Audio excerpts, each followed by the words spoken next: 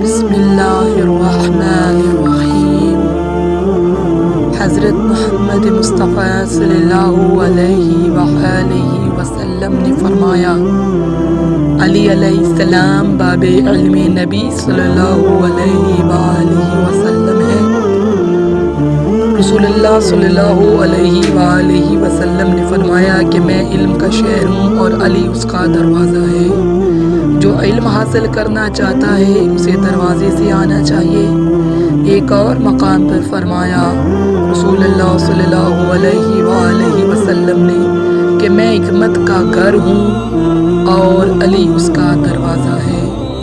एक और मकाम पर फरमाया कि मेरे बाद मेरी उम्मत का सबसे बड़ा काजी और सबसे बड़ा आलिम अली इब्न अबी तालिब अलैहिस्सलाम